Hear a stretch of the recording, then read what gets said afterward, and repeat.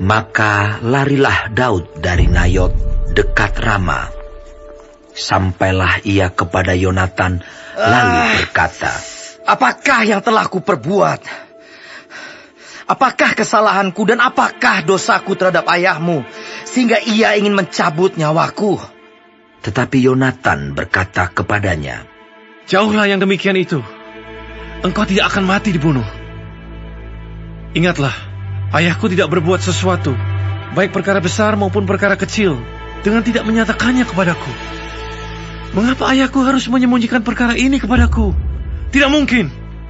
Tetapi Daud menjawab katanya, Ayahmu tahu benar bahwa engkau suka kepadaku. Sebab itu pikirnya, tidak boleh Yonatan mengetahui hal ini. Nanti ia bersusah hati. Namun, demi Tuhan yang hidup dan demi hidupmu, hanya satu langkah jaraknya antara aku dan maut." Yonatan berkata kepada Daud, "Apapun kehendak hatimu, aku akan melakukannya bagimu."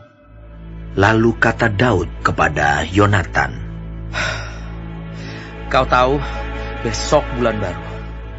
Maka sebenarnya aku harus duduk makan bersama-sama dengan raja.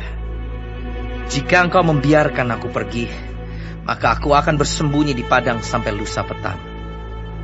Apabila ayahmu menanyakan aku, haruslah kau katakan, Daud telah meminta dengan sangat kepadaku untuk pergi dengan segera ke Betlehem, kotanya, karena di sana ada upacara pengorbanan tahunan bagi segenap kaumnya. Jika begini dikatakannya, baiklah, maka hambamu ini selamat. Tetapi jika amarahnya bangkit dengan segera, ketahuilah bahwa ia telah mengambil keputusan untuk mendatangkan celaka. Jika demikian, tunjukkanlah kesetiaanmu kepada hambamu ini, sebab engkau telah mengikat perjanjian di hadapan Tuhan dengan hambamu ini. Tetapi jika ada kesalahan padaku, engkau sendirilah membunuh aku. Mengapa engkau harus menyerahkan aku kepada ayahmu?" Tetapi jawab Yonatan, "Jauhlah yang demikian itu. Sebab jika aku ketahui dengan pasti bahwa ayahku telah mengambil keputusan untuk mendatangkan celaka kepadamu, masakan aku tidak memberitahukannya kepadamu?"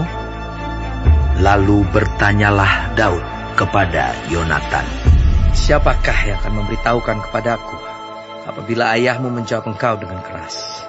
Kata Yonatan kepada Daud, "Marilah kita keluar ke padang." Maka keluarlah keduanya ke padang. Lalu berkatalah Yonatan kepada Daud, "Demi Tuhan Allah Israel, besok atau lusa, kira-kira waktu ini, aku akan memeriksa perasaan ayahku. Apabila baik keadaannya bagi Daud, masakan aku tidak menyuruh orang kepadamu dan memberitahukannya kepadamu? Tetapi apabila ayahku memandang baik untuk mendatangkan celaka kepadamu, beginilah kiranya Tuhan menghukum Yonatan. Bahkan lebih lagi daripada itu, sekiranya aku tidak menyatakannya kepadamu dan membiarkan engkau pergi, sehingga engkau dapat berjalan dengan selamat. Tuhan kiranya menyertai engkau, seperti ia menyertai ayahku dahulu. Jika aku masih hidup, bukankah engkau akan menunjukkan kepadaku kasih setia Tuhan? Tetapi jika aku sudah mati, janganlah engkau memutuskan kasih setiamu terhadap keturunanku sampai selamanya. Dan apabila Tuhan melenyapkan setiap orang dari musuh Daud dari muka bumi, janganlah nama Yonatan terhapus dari keturunan Daud, melainkan kiranya Tuhan menuntut balas daripada musuh-musuh Daud."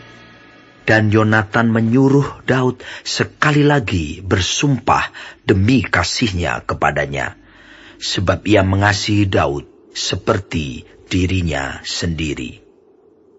Kemudian berkatalah Yonatan kepadanya, "Besok bulan baru, maka engkau nanti akan ditanyakan, sebab tempat dudukmu akan tinggal kosong.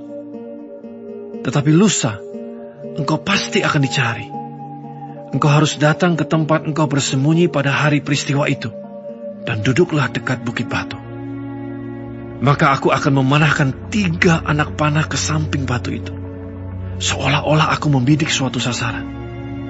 Dan ketahuilah, aku akan menyuruh bujangku, pergilah mencari anak-anak panah itu. Jika tegas ku katakan kepada bujang itu, lihat anak-anak panah itu lebih kemari. Ambillah, maka datanglah.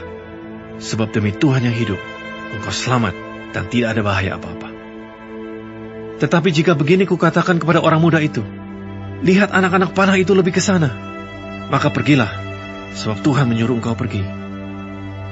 Tentang hal yang kita janjikan itu, antara aku dan engkau, sesungguhnya Tuhan ada di antara aku dan engkau sampai selamanya. Sesudah itu bersembunyilah Daud di padang. Ketika bulan baru tiba, duduklah raja pada meja untuk makan.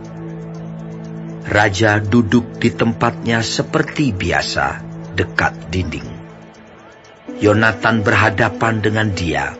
Abner duduk di sisi Saul, tetapi tempat Daud tinggal kosong. Dan Saul tidak berkata apa-apa pada hari itu, sebab pikirnya, barangkali ada sesuatu yang terjadi kepadanya. Mungkin ia tidak tahir. Ya, tentu ia tidak tahir. Tetapi pada hari sesudah bulan baru itu, pada hari yang kedua, ketika tempat Daud masih tinggal kosong, bertanyalah Saul kepada Yonatan, anaknya. Mengapa anak Isai tidak datang makan, baik kemarin maupun hari ini? Jawab Yonatan kepada Saul, Daud telah meminta dengan sangat kepadaku untuk pergi ke Betlehem. Katanya, biarkanlah aku pergi, sebab ada upacara pengorbanan bagi kaum kami di kota. Dan saudara-saudaraku sendirilah yang memanggil aku. Oleh sebab itu, jika engkau mengasihi aku, berilah izin kepadaku untuk menengok saudara-saudaraku. Itulah sebabnya ia tidak datang ke perjamuan raja.